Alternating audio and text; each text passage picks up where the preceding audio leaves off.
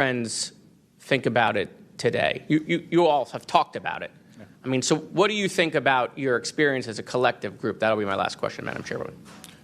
I mean, we've been talking about this for 20 years. We don't know what we saw.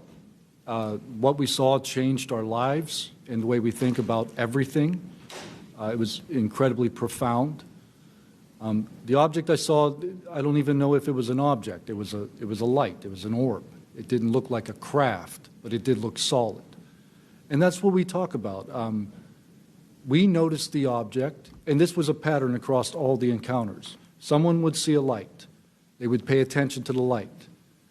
And then the object responds. It performs for you. And then they come down and they investigate you. So it's almost like they're curious. So that's the thing we primarily talk about. Why did it come after we noticed it? Maybe it noticed us after we noticed it. You're welcome. I now recognize Representative Mace for 5 minutes. Thank you, Madam Chair, and I want to thank all of our witnesses for being here today. Mr. Borland, I'd like to start with you and ask a few questions. Were there any other witnesses when you saw the equilateral triangle? Were there other witnesses that saw the same thing? Not to my knowledge, ma'am. At that point, the only people that would be awake is those of us that were doing operations for the GWAT and then security forces. So not to my knowledge. And do you think that, in your opinion, that the equilateral triangle was the U.S. government's technology?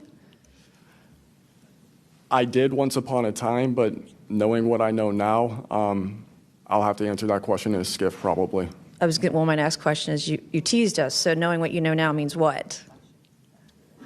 I know enough to know that if you want an answer to that question, go to Arrow. They have the answer. Do you think it was a foreign government? I do not, no. And Arrow is supposed to be disclosing. The last time I was in a skiff with Arrow, they said they were going to be doing disclosures. Had they been doing much of that? I don't have an answer to you you. I don't know. I know what Arrow reports publicly, and I know what I've been through. Yeah. And some of this stuff can be, I think, debunked, right? Sometimes there are weather balloons that look kind of a little funky, or drones or whatever, depending on the angle, direction, speed, et cetera. Are you scared for your safety? That's a complicated question. So being here today, if I say the wrong word, technically I can be charged with espionage. Espionage is a death penalty. Whistleblowers have faced it. John Kiriakou, for example. I am not scared for my physical safety in the sense of an agency or company coming to kill me, but I have no job. My career has been tarnished. I'm unemployed, living off of unemployment for the next 3-4 weeks until that's gone. So it's a complicated question. Have there been stories leaked about your life to try to discredit you in the public eye? As of now, I don't know. We know they did that to Mr. Grush. I am aware. Yes, ma'am. They leaked his private medical information, horrific things. It is. Okay, you said in your testimony earlier with the chairwoman, you know other things. I guess that has to be mentioned in a skiff. It would. The other things. It would, pending I'm even legally allowed to speak on, and the people in the room are even legally allowed to hear it. And is that, would we need to know the compartmentalized word, like what the code word is, or the name of the program, the special access program, in order to even hear it? You have to know the word, right? I would suggest the name of it, right? I would suggest that to be asked to DNI Gabbard and work with her for that, because I can't give you the answer on what is the requirement. But this is what the U.S. government does, right? They compartmentalize the information. Only certain people know the name of the program, and if you don't know it, you can't get the information. If you don't have the name, you don't know what to ask for. Even when we're reviewing the budget, we go into a skiff, we look at DOD budget and the budget of like black box programs, and we don't know what we're looking at because we don't know what these programs are. Is it a way for the government to hide from Congress what's really going on and where the money's going? In my opinion, absolutely, yes. You mentioned, too, in your testimony earlier that, quote, you went to speak with the government and they said somebody's name, a colleague's name, and you said they shouldn't have mentioned that staff person's name. What does that mean? A Senate staffer who is the one who helped me get to Arrow recommended me I go there, gave me the email and the phone number because I could not find that information at all at the time. In fact, I believe you guys have talked about how Arrow didn't even have a website for quite a period of time. We were told they were going to do disclosures, both what they've debunked, because some of it can be debunked, and then what they haven't been able to debunk. And to my knowledge, it hasn't been a thing. I only have 1 minute left. So, Mr. Knapp, we are definitely going to you. Watch every documentary. You guys have you and Jeremy have done a terrific job. I usually have more questions than I have answers. I think we all do, and you guys are doing a terrific job to bring information to the public. Do you think that any of this is a psyop by the U.S. government? Entirely possible. I mean, our government and other governments have admitted that they've tried to use UFOs to cover secret projects.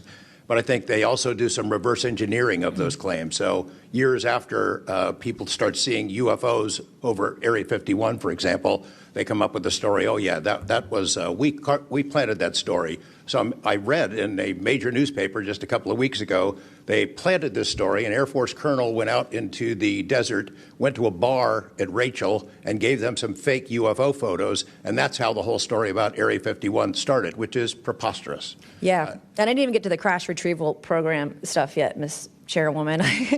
There's just so much. Okay. Thank you so much for your time today. I wish we had more time. Thank you, Madam Chair.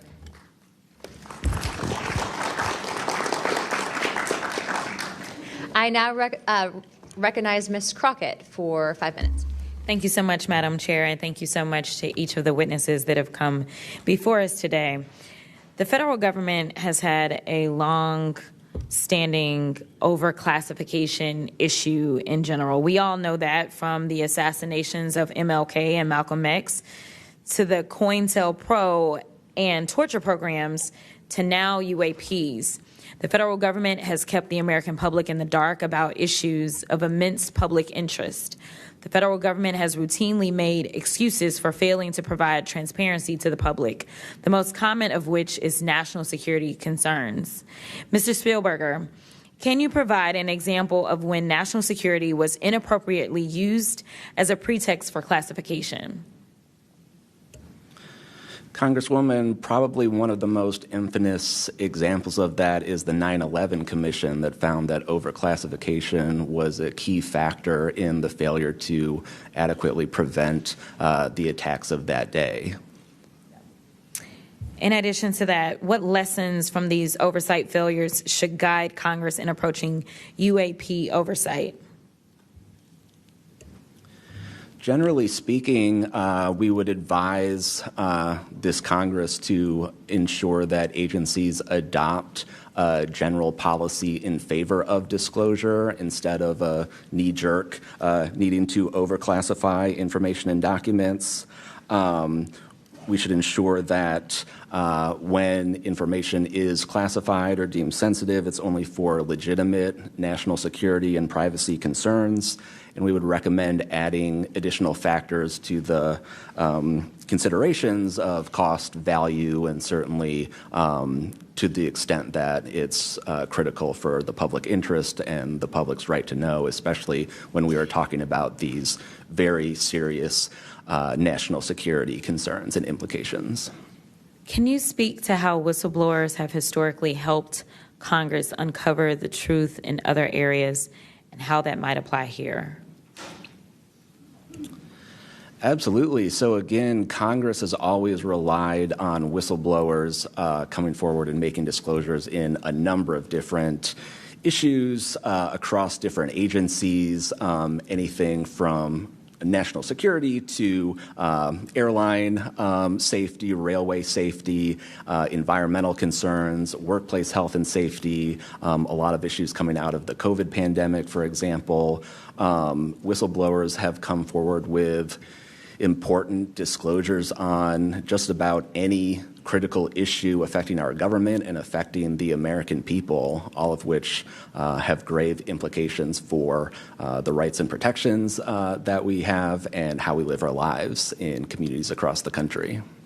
How important is it for whistleblowers to have strong protections when it comes to UAP-related disclosures or disclosures of other topics of excessive government secrecy?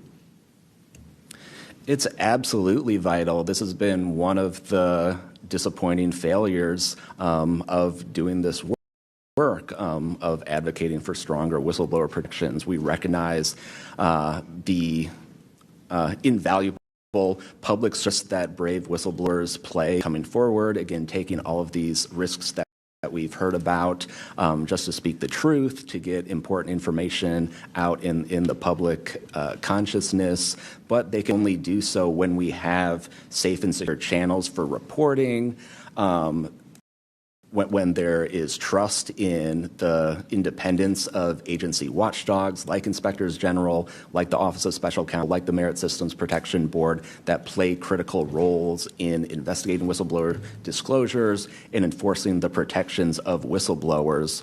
All of that is essential to allow whistleblowers to keep coming forward and playing these incredibly important public roles. Thank you so much. Let me just say this. People look at Congress, especially now, and they see lack of unity. They don't see the ability for us to come together really on much of anything. I will say that I do applaud the chairwoman and the work of this committee because for once I feel like we are focusing on governing, which should be about transparency. The reality is that we cause more harm than good when we allow a lack of transparency to fester. It allows for all types of conspiracy theories instead of us actually making the investments that we need to make to get the information and actually provide it to the American people. The reason that I wanted to focus on making sure that we answer some questions specifically around the protections of those that are willing to come forward is because the only way that we can make this government actually work for all of us is if no matter where you are in this federal government, you feel as if you are safe when you come forward with information of any issue. And so I do want to thank you for all of your stories. The reality is that we only get 5 minutes, and the vast majority of everything that you have to say cannot be contextualized within 5 minutes. But I know that my colleagues are going to get to kind of pulling some more of that out. But again, I really just want to thank you for your courage in this moment, and thank you for your service to our country.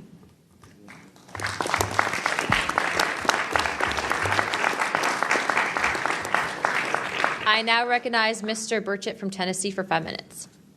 Thank you, Chair Lady, and thank you, Ranking Member Crockett. I see a lot of friends out there, and I see a couple enemies, so I'll kind of remember that. But it's a pleasure being here. I want to remind people, too, this thing is an ongoing deal. We're not going to get this overnight. We've been fighting this battle, some of y'all, for 30 years and maybe longer. I hope we just keep focused on what we're trying to get to is total disclosure. We get a little wrapped up in a lot of things, but the government has something, and they need to turn it over to us. We pay their dadgum salary, you pay our salary, and you ought to get more out of us than you do. And that's what disgusts me about this whole thing. I think they're just trying to run the clock out on us, really. They'll poke us a little, and they'll make jokes to us and try to pull us off the target, but I think we know where we're at, and that's why they're firing at us, because we are over the target. My first question is, Mr. Knapp, I recently introduced the UAP Whistleblower Protection Act to help provide whistleblower protection to federal personnel for disclosing the use of federal taxpayer funds to investigate UFOs. I still don't want to say UAPs. How can Congress further increase whistleblower protections? I think you got to unleash the dogs and go track down the money and where it goes, because a lot of this stuff has been moved out of government. Sure. As you know, Rep. Burchett, it's been given to private contractors who've stashed it away. They've had it for so long that there's nobody left inside government, or very few, who know where it is. And they do that to keep us from FOIA, correct? Yeah, it's to keep it from FOIA. And I think that the contractors who've had this stuff for a very long time set their own standards about who is allowed to know what. And it's a very small group that ever cracks that. I think Representative Luna has been looking at the use of classifications to hide things. I'm not sure that even this committee getting security clearances that should allow you to see this stuff would allow you to follow where it really goes. I worry about the people that are looking at it and don't even know what they're looking at. I mean, it's gone through so many, since Roswell, for instance. I mean, you think there's nobody even alive that was around any of that stuff. Yeah, so. I don't think they've made much progress from the people that I've talked to. I don't think they've made much progress in learning that technology. Might have made some, but you wonder, the implication is tic-tac. Oh, yeah, that's ours. What flew over Washington, D.C. in 52, is that ours too? When are you going to break that out? You guys authorized tens of billions, hundreds of billions of dollars on weapon systems that can't do half of what we've seen UFOs do. So when do they break this out? If it's really a classified project, could change the world. I don't think they've made much progress, and I think they've been lying to us and to you and the rest of the world, and they're still doing it. Yes, sir. I agree with you. How did you manage to obtain the classified Russian UAP documents, and how did you get them back in the United States? Well, I met this Russian physicist who was in the United States lecturing. And I want to clarify that. I can't even take a thing of honey home on my airplane when I fly back to Tennessee. Yeah, so I did something pretty dumb. And I'm bitter about it, but go ahead. I did something kind of dumb. I met with these officials who, during that time period, glasnost, perestroika, the Russians were trying to open up to the world, and I saw it as a window of opportunity, and it was. And we were able to talk these folks into providing us information that otherwise we would never have seen. Some of that was classified. I found out that they only stamped the top pages of these documents that were classified, so I just removed them. I removed those pages, and I carried them out. And if they'd caught me, I'd be in a gulag still. Yeah. We'd be saying, what happened to George Knapp? Oh, yeah. What happened to the Russians that came forward to you in 1993, and were there any repercussions for them? Well, there were. The first thing that happened when I talked about this after getting back and going through the files and things and sifting through it, the Russian physicist who had helped us introduced all these people wrote back and said there was a huge eruption, that there was the real right, far autocratic forces that wanted a return of the USSR had really go after these guys. They described them as traitors. Nikolai Kapranov, the physicist friend of mine, said, look, if this had happened 5 years earlier, we would be in prison. If it had happened 10 years earlier, we would have been shot. Right. Luckily, at that point, Putin was not in power, but none of those people that we talked to on that trip in 1993 would ever talk to me again. I went back in 1996, and it was like I had the plague. I spoke to different people, but they were scared. And eventually, the story was spun where the Ministry of Defense officials who gave us this information were described as ufologists who said there was nothing really significant to these files. They didn't really find anything a big deal. And I can tell you, you'll see those files that I shared with you, they did find stuff. There was an incident in October of 1982 over at ICBM base where UFOs popped up, was observed over this base where the missiles are pointed at us, United States. These UFOs perform incredible maneuvers. They split apart. They fuse back together. They'd appear and disappear. And right at the end of this 4-hour period, the launch control codes for the ICBMs lit up. Something entered the correct codes. The missiles were fired up and ready to launch, and they could not shut it down. The Russian officers were panicking.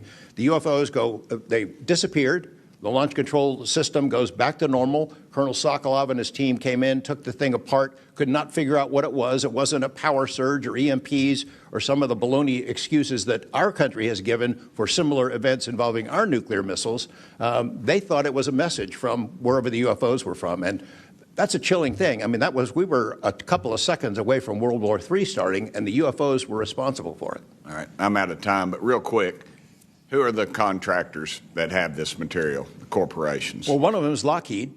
And I'll tell you, I mean, I'm not saying Lockheed's the bad guys. They're doing what they were asked to do. Sure. They have lied about this because that's what they're supposed to do. But Lockheed would be one. There's a list I can give you, Congressman. Some of the big ones, the usual suspects. Okay, thank you. Yield back, Chair Lady. Sorry for going over. It's all good. It's all George Knapp's fault. I now recognize Ms. Boebert for 5 minutes. Thank you, Madam Chair. Chief Wiggins, based on your training and operational experience, could the behavior that you witnessed, a transmedium object vanishing without a sound, be explained by any known technology that we possess or other governments possess? It cannot. No. And has any government agency debriefed you or any of your shipmates regarding the EOIR and radar confirmed UAP encounter aboard USS Jackson? No one has, no, ma'am.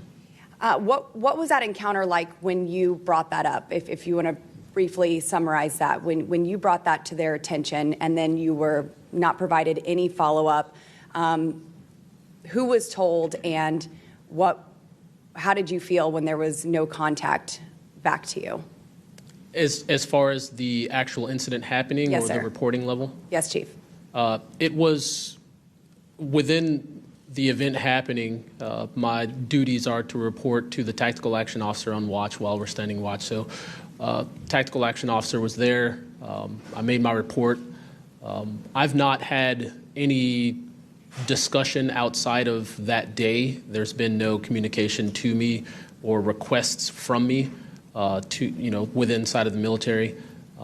But speaking of that actual incident itself, once the report was made to the tactical action officer, that's when I made the decision to ask the individual watchstander that was controlling Sapphire to be able to slew into the location. And that's what you see in the video itself is when the watchstander is slewing in and kind of showing us what we're looking at.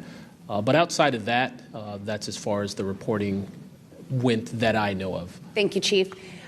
Just for the sake of time, Mr. Nusatelli, has RO, the Air Force, or the FBI ever followed up with you personally about the Red Square event? I did have follow-up by Aero, nothing with the Air Force. The Aero office updated me, I think, at least 2 times. They let me know that they were unable to locate any records, that the records had been destroyed by the Air Force. The Air Force is destroying all their police records every 3 years on a schedule. So you were informed that these documents were destroyed. Well, I have a Freedom of Information Act from the Air Force that states clearly that they destroy all police records on a 3-year schedule. Okay. So they were sitting on documentation, destroyed it, refused to question any of the lead investigators, anything leading into this investigation? Yeah, basically they destroyed all the police records. So you couldn't even call the Air Force and ask them if there was a vehicle accident in that time frame. So that's a big problem. We're losing data in real time. So we'll never be able to go back and track. I think our federal government has a history of destroying records. Thank you very much, Mr. Nusatelli. Dr. Borland, as a geospatial intelligence officer, have you seen classified data indicating UAPs operate in restricted U.S. airspace, and has that information been withheld from Congress? I have not in U.S. airspace. That is intelligence oversight, so I did not have domestic authorities. After filing your Inspector General complaint over retaliation inside the Pentagon's UAP office, did you receive any kind of protection or just more retaliation? Within the IG or Aero, ma'am? Either. Aero, they went after the staff member and classified everything, shut that down. The IG, to this day, I don't even know if my complaint's active. I know my attorney that represented me was very, very, very concerned. And the best of my understanding, I was determined credible, not urgent. And do you think that experience would suggest that the internal UAP investigations may be compromised? Possibly. I mean, it's so hard because this goes back to people doing the job they're told to do, and very few people are going to want to give up their careers, 20, 30-year pension, get rid of their kids' health care, get rid of their house. It's possible, yes. Yes. Thank you very much, Dr. Borland. Mr. Spielberger, do national security whistleblowers currently have any external appeals processes to challenge retaliation, or are they just stuck relying on the same agencies that they're accusing? Congresswoman, this is one of the biggest concerns that we at POGO have, basically around the independence of investigations and accountability for retaliation. Basically, yes, national security whistleblowers have to rely on internal administrative processes that go through agency inspector generals. There are some differentiations, but the bottom line is that they are forced to rely on protection from the same agencies and people who they are alleging retaliated against them. Yes. Well, I thank you all for your bravery. We are out of time here. Thank you so much for coming forward, and we will do everything that we can to ensure that you are all protected. Thank you for trying to bring truth and transparency to the American people. Madam Chair, I yield. I now recognize Mr. Burleson for about 5 minutes. Thank you, everyone. It takes such great courage to come forward, and we acknowledge that, and I hope that you see that we are taking that seriously. And so very thankful for what you're doing today. I'm also very thankful for previous witnesses that have come forward.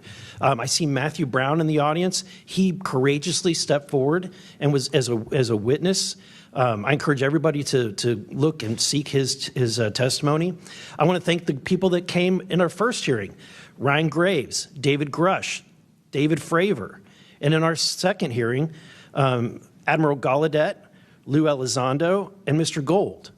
And the many others that have come forward. We hear you, and it's time that we, enough is enough. It's time that we take action. Look, I'm not jumped to the conclusion that I believe that there are, aliens coming from another planet. But I'm open to that. And I think that it's our responsibility, especially when we're seeing that we have a government that is actively blocking information from us. Just last night, I tried to get an amendment onto the National Defense Authorization Act that fit in the germaneness of that bill to have UAP disclosure. And conveniently, it was named non-germane, mostly deemed by staff, not even an elected official. This is the kind of stuff that we repeatedly see. Last year, we were blocked by someone in House administration from being able to receive a full briefing from Arrow. So not an elected official, but someone in staff blocked us. And I've had it. Enough is enough. I want to cue up a video that I've been given. And as before it starts, I'm going to describe. This was taken October 30th of 2024. This video is of an MQ-9 drone tracking an orb, or this object, off the coast of Yemen.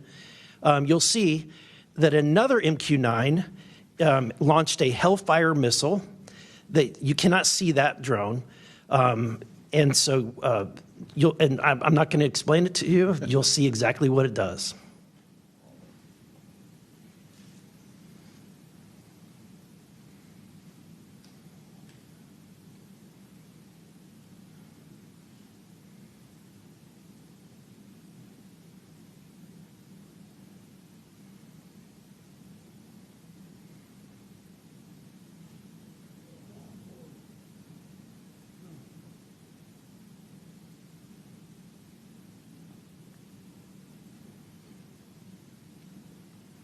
This is when it zoomed out, so you can still see it traveling.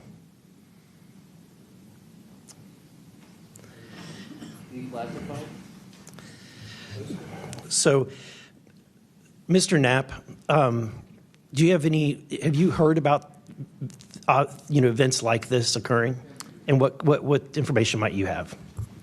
I have heard about events like this. I have heard about this event. Jeremy Corbell and I talked about it in one of our episodes a while back. We did not have the video, though. There are servers where there's a whole bank of these kind of videos that Congress has not been allowed to see, that the public hasn't been allowed to see. Occasionally, some of that stuff gets out in the wild, and it comes our way. It should be going to you. The public should be seeing this stuff. And why you're not allowed to, I don't know. But that's a Hellfire missile smacking into that UFO and just bounced right off. And it kept going. It kept going, and it looks like the debris was taken with it. Yeah. What the hell is that? What flies like that? Again, I'm not going to speculate what it is, but the question is, why are we being blocked from this information consistently? I want to ask this just question. How in the world, this is the document, I want to enter this in for the record if it hasn't already been entered, Madam Chair. The document that you provided on thread 3, This is a huge file. How in the world did you smuggle this out of Russia? Carefully. In your socks? I don't think I want to be really specific about it because I might have to go back there and get some more sometime. Okay. No, that'd be crazy to do that. Well, I took the top pages off that were stamped with a security signature, and I carried them out on my person. But the rest of them I just threw in my suitcase and threw some caviar in there as a distraction as well, and hoped for the best. Otherwise, I'd be a citizen of Siberia right now. And you had you reported James Lakatsky came to you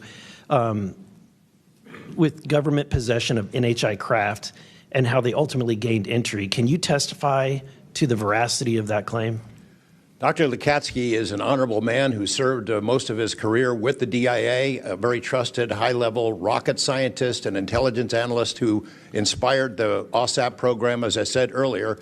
And in full disclosure, I've co-written 2 books with him. He dropped this on myself and our other co-author out of the blue. And it took 14 months for us to get DOPSR approval for him to release 2 sentences on that. He said this craft, we had managed to get inside of it. It had no wings, no rotor, no tail. It had no fuel tanks. They didn't know how it flew or how it was operated. It clearly looked like it was aerodynamic, but he would not go further.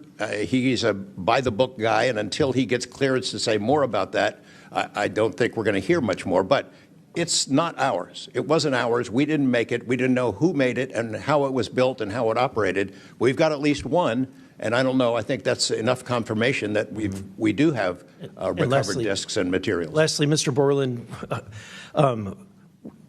in the classified realm, have you been exposed to undeniable confirmation of NHI technology? And then my second question is Base Systems involved in any way with reverse engineering exploitation of non-human intelligence craft? Yeah, we're gonna have to have a conversation this Skip for that. Whether I'm legally even allowed to answer that, and whether you're even allowed to hear it, sir. Okay.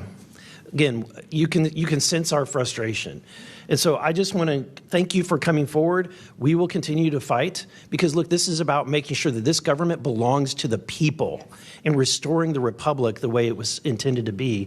Madam Chair, I also have further witnesses of courageous individuals. It was given to me by Dr. Stephen Greer, including Michael Herrera and his testimony.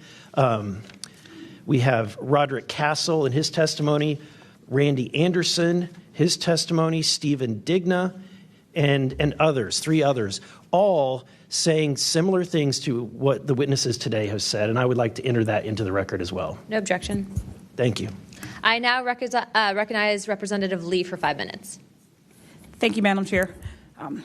I think we need to make sure that we don't get distracted by sensational stories only of unidentified anomalous phenomena and lose track of what the core of this hearing is about.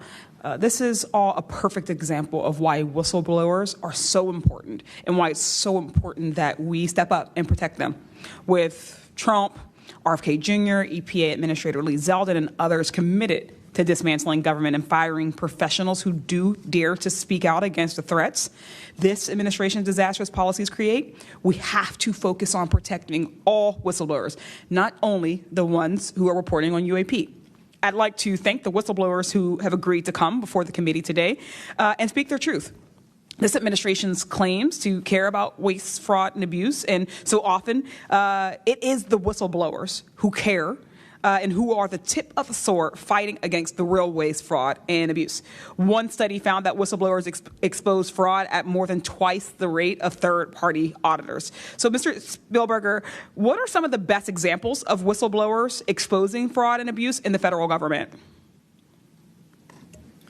Thank you, Congresswoman. Again, whistleblowers have played such a vital role across so many different issues. One prominent example goes back to the 2014 VA waitlist scandal. Pogo actually played a very instrumental role coordinating with Iraq and Afghanistan Veterans of America. At that time, we received tips and whistleblower disclosures from over 800 different individuals talking about the VA subjecting veterans to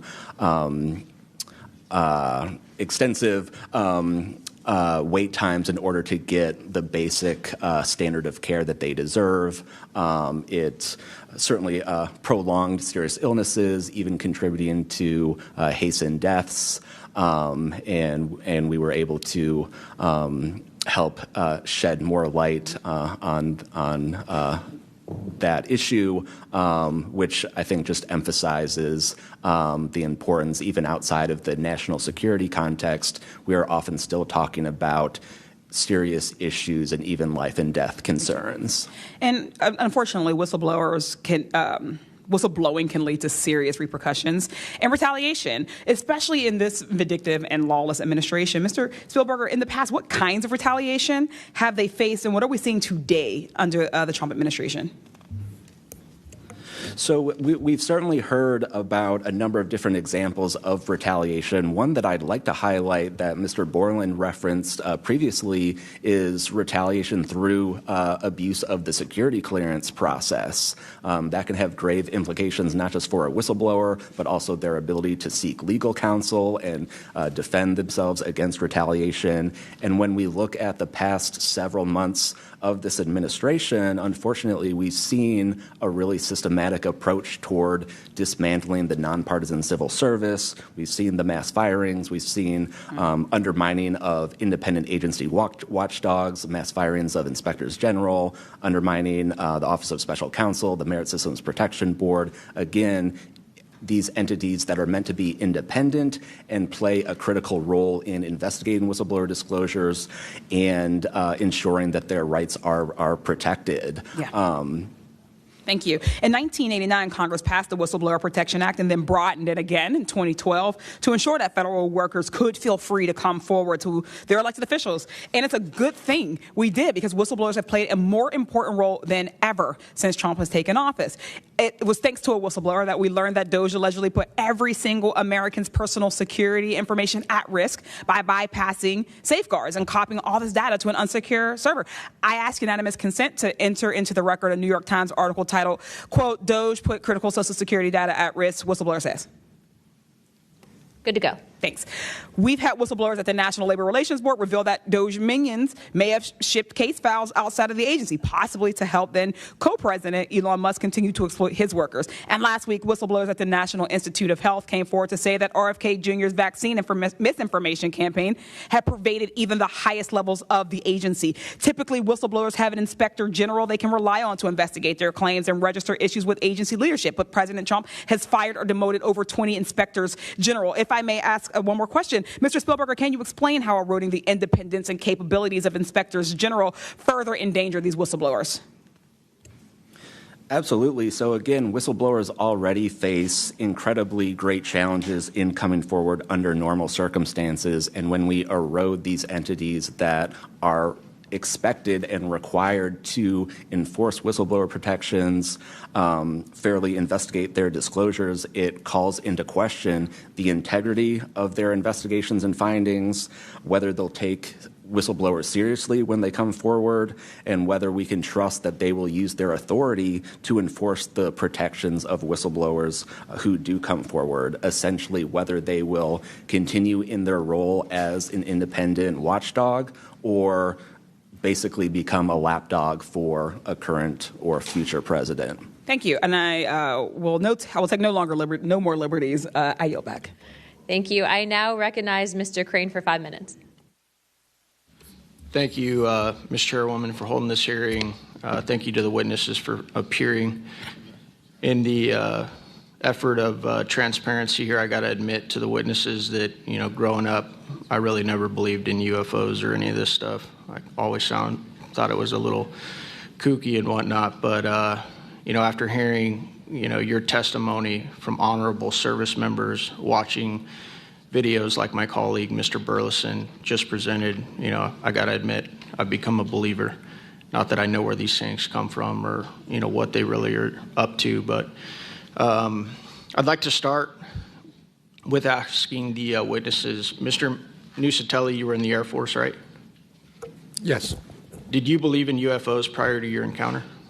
I've always been interested. Okay. Yes. Chief Wiggins, you're currently in the Navy, is that correct? Correct. Did you believe in UFOs before your encounter?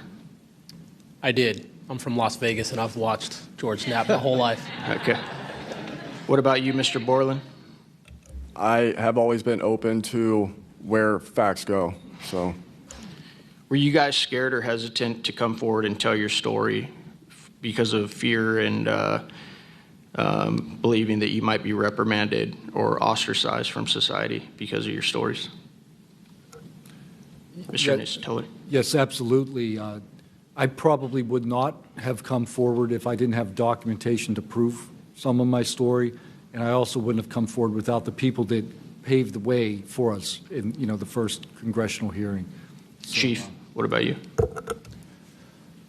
Once I got the okay from the Navy from top down, that gave me a level of relief. Prior to that, I didn't have any thought left or right of that, but thank the Navy to give me the go-ahead, and that gave me the relief that I would not have any level of reprisal or anything happen to me. Mr. Borland, how about you? Absolutely. I mean, after I went through everything, it was pretty clear that I caused a major issue in the executive branch, so I did what I was supposed to do, and that's why I haven't spoken publicly. That's why I'm happy to be here. This is how I wanted this to be done in regards to me.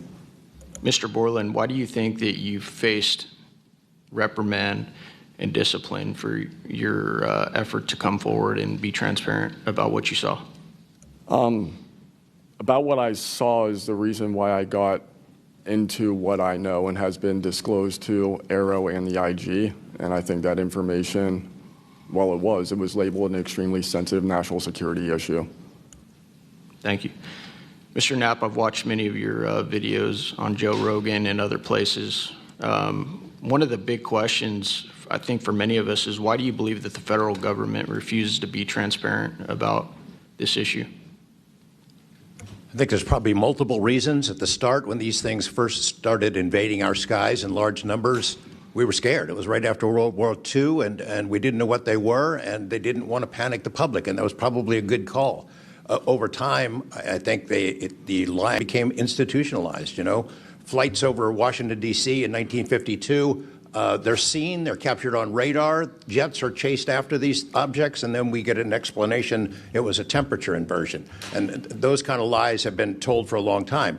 What was told to me by an investigator from Congress, a guy named Richard D'Amato, who was sent after this story by Robert Byrd and Harry Reid, he came out to Nevada, tried to get into Area 51, did get in there, looked around, talked to people, trying to get to the bottom of it. He believed that this program, reverse engineering, et cetera, was inside, had been moved inside these corporations. And he said, when this comes out, people are going to go to prison.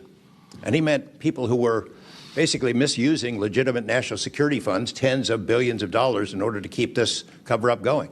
I also believe there's a legitimate reason for the cover-up in that there is undeniable connection of national security involved in this technology. If we are racing for it, to master that technology against the Russians and the Chinese, which is what I have been told by Senator Reid and many others, then it is a race that's critical to our survival.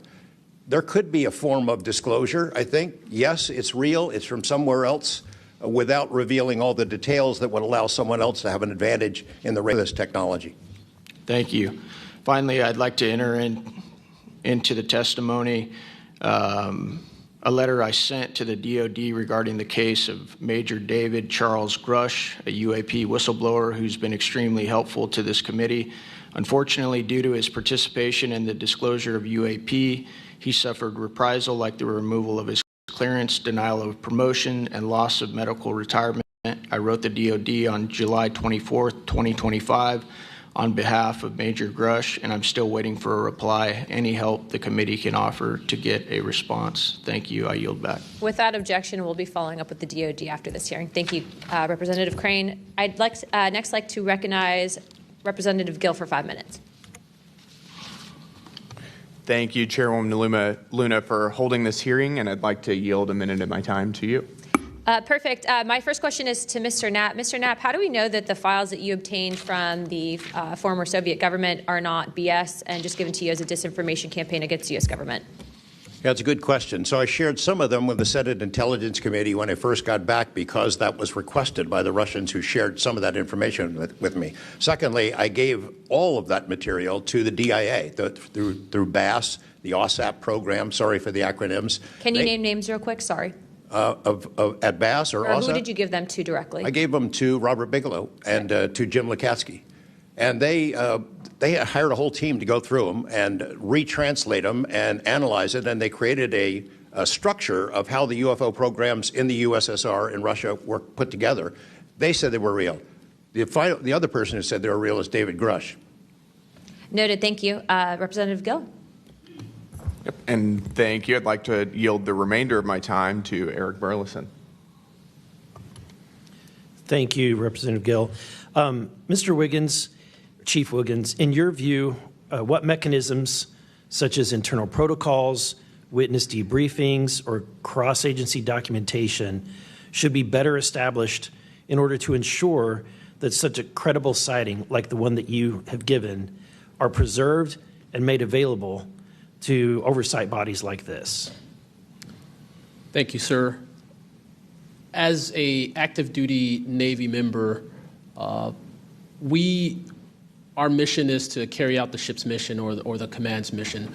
And we, on a general basis, don't have knowledge of what to do when we see things like. We just don't. We're there to do our mission and do what's told of us, right? So I think what would be important is giving active duty members a clear way of being able to report like this to where it gets to this point, and ensuring that we have a standard level of understanding that there wouldn't be any level of reprisal or anything happening, because I've been in the Navy for almost 24 years, but what about the sailors that have been in for 2 years that experience things like this? They're not going to have the knowledge, or they'll probably be a little bit more fearful to speak up, being it that their career is just starting.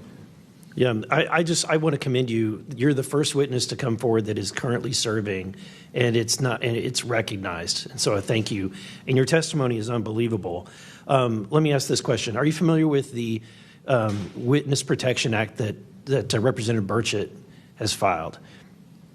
I'm not too familiar, sir. Anyone on the committee familiar with it? It's fantastic. It's the language that we need. It's language that will protect whistleblowers from any kind of reprisal, and yet it's again and again blocked by this body in some way. Many a times it's being blocked not by elected officials but by staff behind the scenes.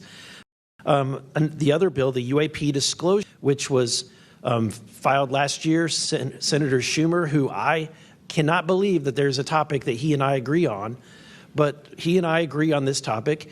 He has sponsored it in the Senate. He put it on the National Defense Authorization Act last year. Remarkably, I can't get it it was stripped out by the House last year, and I can't get it onto the bill leaving the House this year. Mr. Knapp, how far would that bill go to actually getting the answer you need? Pretty far. I think that they're still going to have roadblocks. The keepers of the secrets, the private companies that have been doing this job for intelligence agencies for a long time, are not going to cough it up. You'd have to force it out. And whether you can get it to admit that they have it or not, they're supposed to lie about it. They've been lying about it. More power to you. I hope it works. I hope it passes this time. But it's a daunting challenge to get them to open up after lying about it for more than 75 years. Yeah. And then finally, Mr. Borland, when you engaged with Arrow in 2023, you noted that their public statements did not match the reality that you and others had witnessed. In your assessment, what were the key limitations of Arrow? I would put it to you this way. The statement Arrow has made is scientific evidence of extraterrestrials. Scientific evidence requires a scientific control. Extraterrestrial is an entity on another planet. The only way to scientifically prove extraterrestrial is we have to go to that planet, acquire technology, bring it back, and compare it to what we have here. So you're saying they won't let anything out or they won't come forward unless they confirm that unless they go to the planet and confirm where its origin is. That would be scientific evidence, yes. And by that statement, AARO found no scientific evidence of extraterrestrials is basically, I don't want to call it a psyop, but a misrepresentation, because we do have things. But making that statement is not technically a lie. It's a misrepresentation of the full truth. Thank you. Madam Chair, may I, just since we're on that topic real quick, how do we get to these other planets? How do we pass the Van Allen radiation belt safely? Good question for you. I cannot answer that for you. Thank you. I would now like to recognize Mr. Perry for 5 minutes. Thanks, Madam Chair. I think I'll start with maybe Mr. Borland.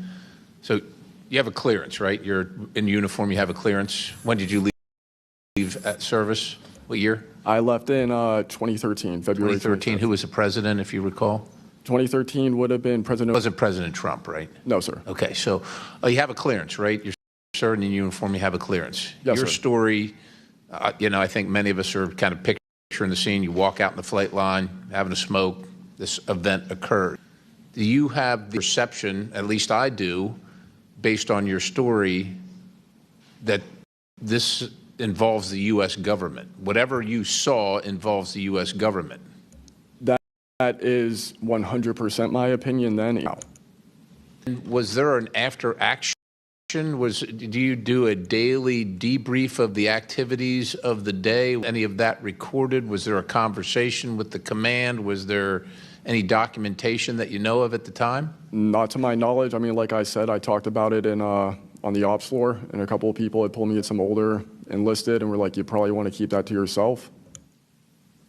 So did you get the impression that they knew what you were talking about, just didn't want you to harm your career or seem crazy, or that they didn't really witness? Did you know anybody else that witnessed what you saw? Again, not that night. Like I said, the only people that would have been out there would have been security forces, and then those of us that were doing ops. Security forces in uniform or contract?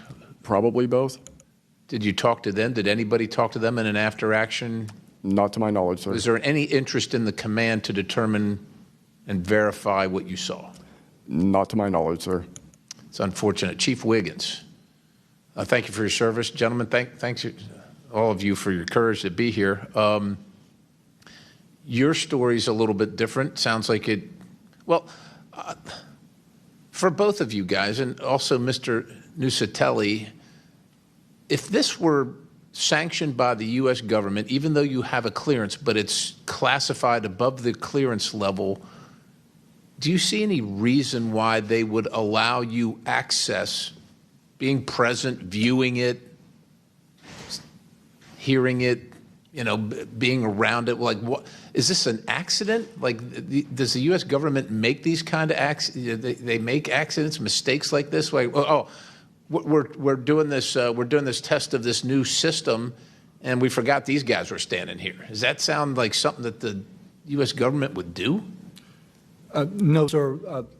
Some of the launches we were doing were like $5 billion projects that had taken like 10 years to develop the technology. And these objects were coming right up to the launch pad.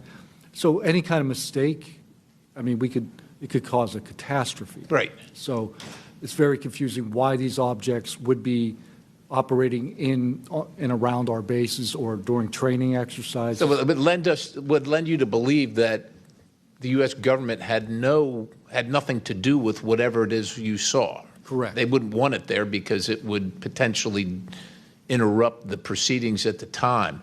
Was there an after action? Was there a discussion by your command? Was there an investigation? It's pretty significant activities that you were involved in. Was there an investigation that you know of? We conducted investigations in real time. Right. And we document all the evidence. But as far as anything from higher up, I don't know if there was an investigation done. No information came down on what we should do. Were you ever interviewed at someone else's request?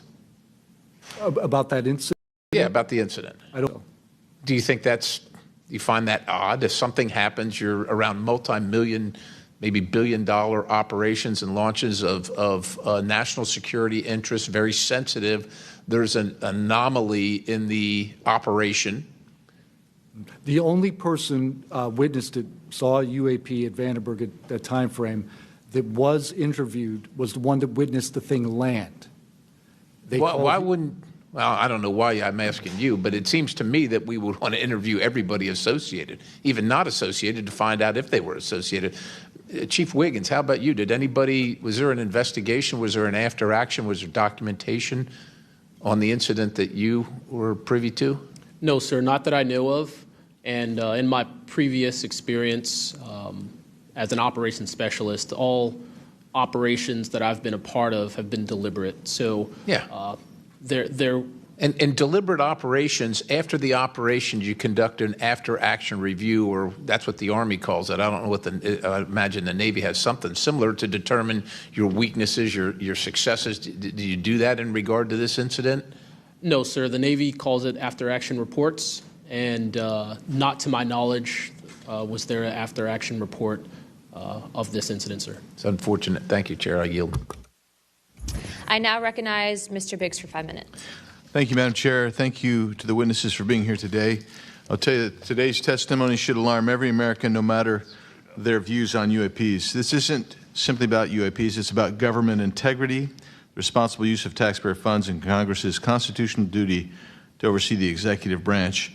I've heard evidence of critical information hidden in special access programs, off limits to virtually every elected representative, and certainly to the public. Credible witnesses report retaliation for speaking out. These are clear attempts to silence those who are exposing the truth. We must protect the whistleblowers. And decades of government disinformation have eviscerated public trust. So this isn't a partisan matter. It's a constitutional matter. And when you talk about the VAs, Mr. Spielberger, and all the problems that they had, the hub of that was Phoenix. And they went after the whistleblowers there. And that was under the Obama administration. So it doesn't matter which administration, which party, both parties have got to come clean, particularly on this. So if the government thinks it can hide the truth and punish those who speak out, Congress has to keep pushing until the facts, whatever they are, wherever they lead, come to light. I'm going to go to you, Mr. Knapp, first. You've interviewed numerous UAP whistleblowers over the years. The question is, how do you verify their claims before deciding they're credible enough to report on? It's a combination of factors. First, you check their credentials. Did they really serve where they said they did, and did they work where they said they did? Are there any other witnesses? Is there visual proof, film, footage, things of that sort? You ask the people around them that know them, that used to work with them, if they're credible people. That's one way. You know, I think about ARROW, the organization that this body created to deal with witnesses and whistleblowers. I hope I'm not taking too much of your time here, but they invited people to come forward, service members who saw things and had experiences. And I can tell you that the people that I have talked to who went through that are deeply disappointed. There was a guy named Bob Jacobs who was a lieutenant attached to Vandenberg in 1964. His unit would record missile tests. They recorded all of them. On one of these particular tests, a UFO comes out of nowhere, zaps what looks like a laser beam at what would have been a nuclear dummy, a nuclear weapon, and disabled it. And he is called into the commander's office. Two guys in suits clip that film footage out that shows the UFO, and he's ordered to never talk about it. He comes forward to ARROW. He heeds the call, thinking he's doing his duty as an American to tell that story, and they completely dismissed him. They made up a story that they had tracked down the original footage, and there was nothing like that in it. Well, there was no original footage. It had been taken away. Footage was recorded. He's deeply disappointed. People like Bob Salas, who had worked at a nuclear ICBM base, who saw UFOs flying over the base, and these missile silos were taken down. He went to ARROW, too, and was completely disregarded. It almost looks like ARROW operated as a counterintelligence operation to get people to come in, tell their stories, and then discredit all of them. I can't imagine that any whistleblower or witness will ever go to ARROW again because of what happened under the first director, who's now long gone, but still seems to act as the spokesperson for the organization. And I would say, Madam Chair, maybe at some point we need to really dig deep into ARROW, and I would encourage us. Oh, I'd be happy to send maybe a subpoena to Mr. Kilpatrick. That'd be done. Mr.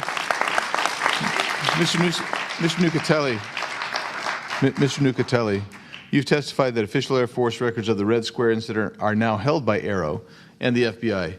Has Congress or you been denied access to those records, and on what grounds would we be denied access, you or us? No, the records are unclassified, so okay, provide them to. In the 2003 to 2005 incidents you described, were any physical effects, electromagnetic interference, radio anomalies, or security system disruptions documented in base logs or any reports, official reports? Not to my knowledge, no. Mr. Wiggins, has the full resolution unedited footage of your incident been provided to Congress?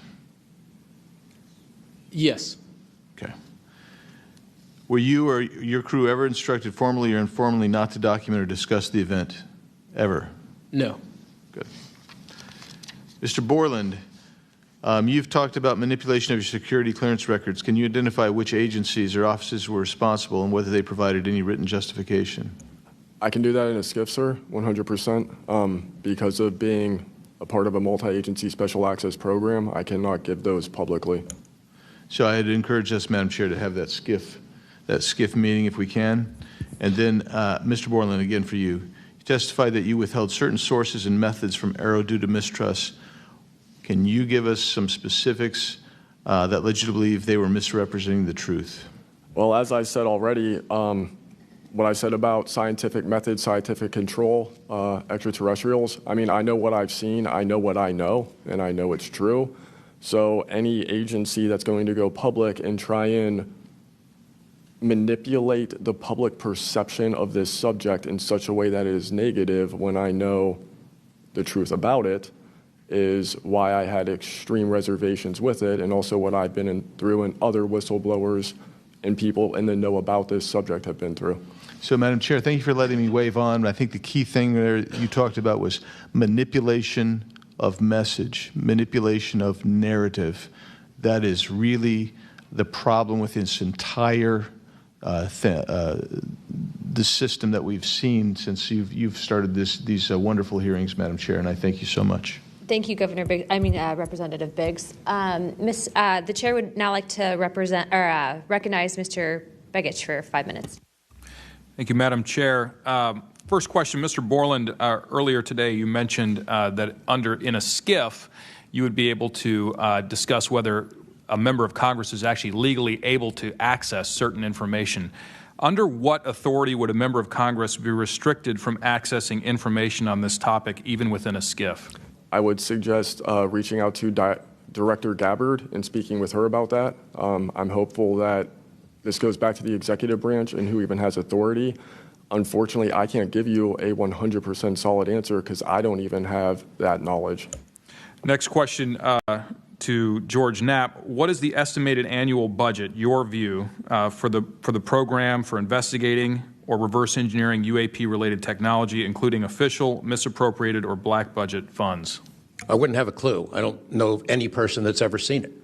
Does anyone on this panel wish to address that question? Okay, moving on. Are any of you willing to name specific gatekeepers within the root cell of the UAP-SAP Federation?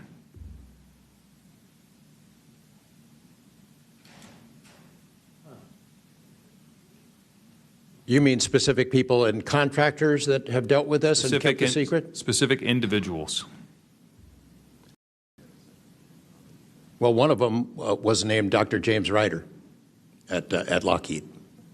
But, you know, again, to emphasize, I don't fault these contractors for doing what they were asked to do by our government. They're supposed to lie if people ask about it. And the intelligence agencies who gave this stuff to them, CIA, I think primarily, told them to keep it quiet, and they've done that. And I suspect that they'd like an off-ramp, that they'd like some help with figuring out this technology at some point. And this is, again, available to anyone, is there a security classification guide for UAP or NHI?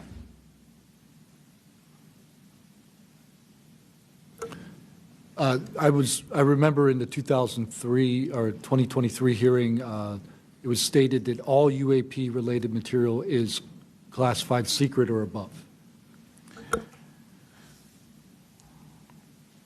I have a name for you. Go ahead. Glenn Gaffney. CIA. Glenn Gaffney, CIA. Another question for you, Mr. Knapp.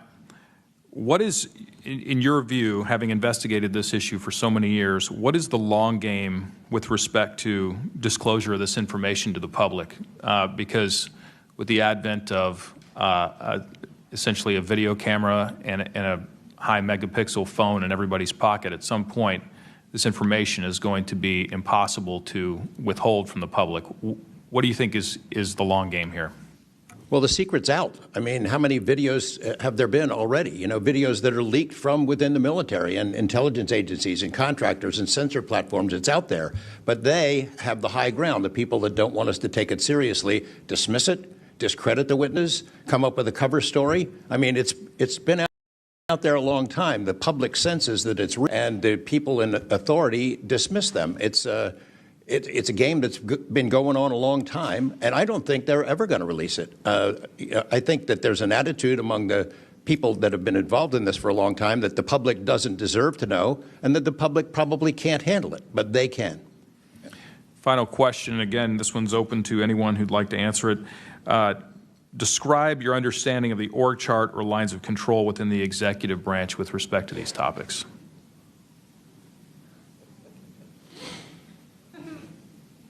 And if you'd like to address that in a skiff, feel free to say so. That could work as long as I'm legally allowed to and you are legally allowed to receive it. I think these programs are in the executive branch, the National Security Council, and over on that side. That seems to be what some of our witnesses have told us over the years. So you can file all kinds of requests. The FOIAs can be filed with the Department of Defense, Department of War now, and they can honestly say, well, we don't have it, because they don't have it.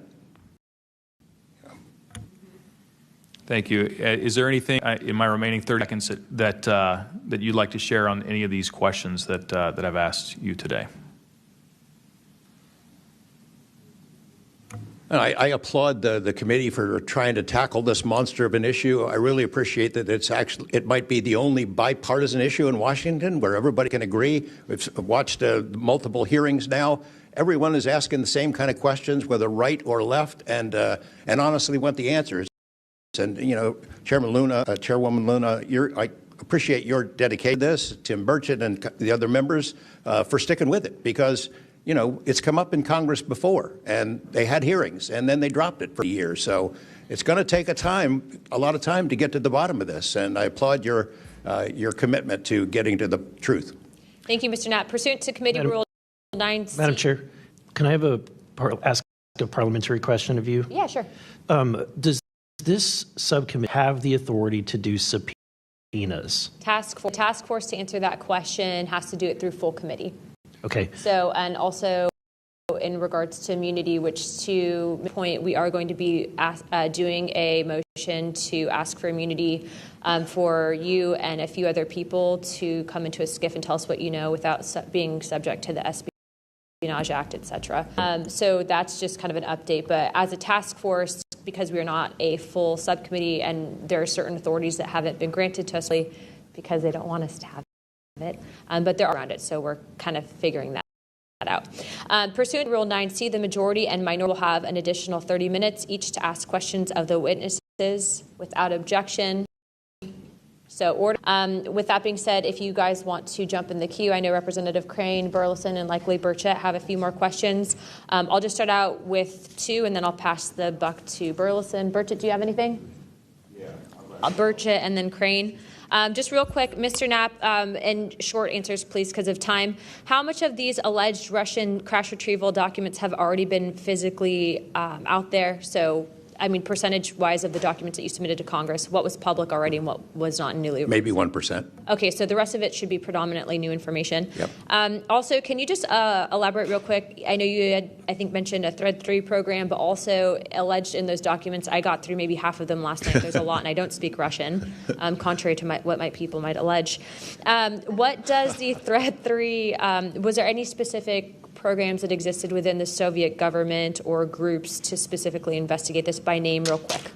It's a number. There's a number in those documents I gave you. There was a larger program that actually had 3 sub-programs. That was Thread 3 was the name I got, and then the DIA guys who looked at it figured out there was a much larger organization. It's